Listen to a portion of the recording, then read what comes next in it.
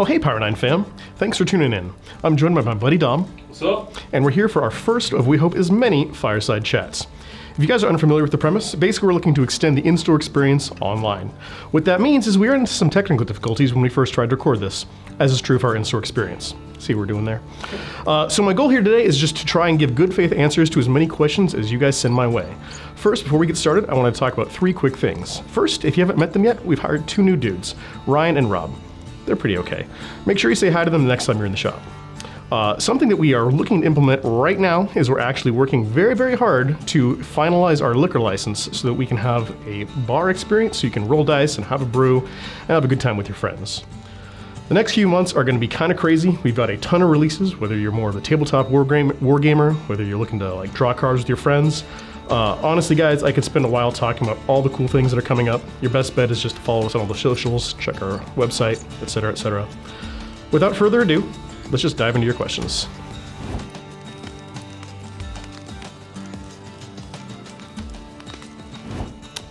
If my body didn't need to sleep anymore. Well, for those of you who know me, you know that I have a sleep disorder and that I don't get sleep very easily, so I am constantly tired, perpetually tired in fact. So if I didn't need sleep anymore, oh man, that would free up so much of my time. Honestly, I'd probably just do more things away from the shop, because right now I've got absolutely no work-life balance, as you guys are probably well aware.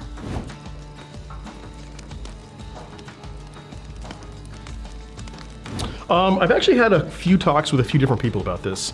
The unfortunate real answer is that GW has had Primarks ready to go for quite some time.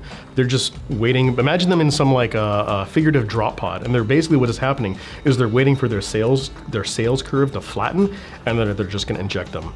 I'm really hoping that in the next 2 months when we get the World Eaters Codex that we see Angron, but I'll be honest guys, it's a coin flip.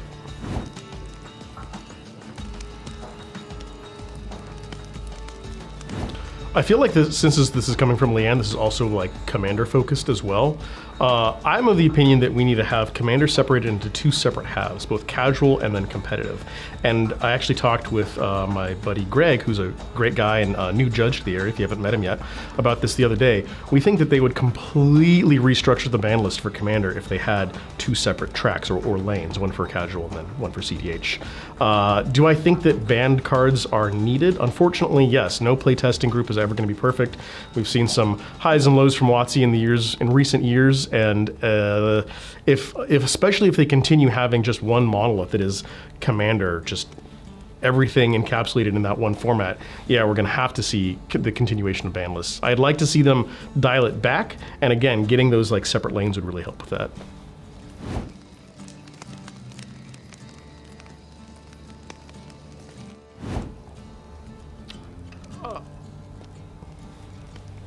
Next question.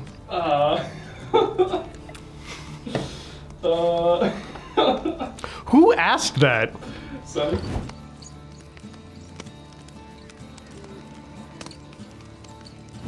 So to answer your question, James, we actually carried Reaper miniatures in the past, and there are 2 distinct factors that went into the decision to no longer carry them. By the way, if you're looking to special order anything, we still have access to the entire Reaper line. But as far as why we don't carry it on our shelves and stock it regularly, first, when I think it was Reaper Black, or Reaper Bronze or Reaper Black, they had a premium variant of the Reaper miniatures. That came out a little too late. WizKids beat them to the punch with their Nulzers and Deep Cut line, and when you were looking at the comparison of value, which is like price versus quality, it blew it out of the park. The second thing is that, especially now with the rise of 3D printing, we're trying to get away from models that you can just conjure up in your own home. It's super cool to have access to all of these Hero Forge and various other customize your own character options. So as a store, we have to really focus on things that we know are going to do well. So when you factor in the fact that Reaper was just a little too late to the market, and a lot of what they're making can actually just be created by people without even very expensive 3D printers, Nulzers / Deep Cuts was the way to go.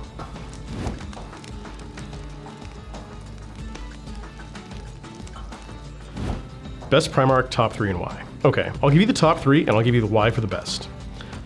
In ascending order, I have to say Conrad Kurz, Angron, and of course your boy, Bobby G. Kurz, for those of you who don't know, he's Murder Batman. He's just super sweet. Angron is a very surface level one-dimensional, which usually makes me like those characters less. But there's been some recent stories about him where he gets the butcher's nails basically removed during his apotheosis, and things get really interesting. I'll leave it at that. And then number one, why is Bobby G the best Primark?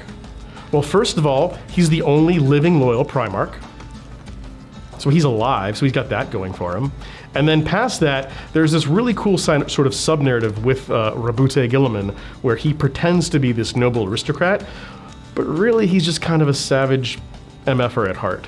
And if you haven't read Betrayal at Calth or any of the novels around that particular very defining moment in 30K history, I highly recommend reading it. It's one of my favorite books of the Horus Heresy. It goes into the fact that everyone thinks that Bobby G is some goody two-shoes, the Boy Scout, the Smurf, etc., etc. And then you really start messing with him and you see what kind of monster he is.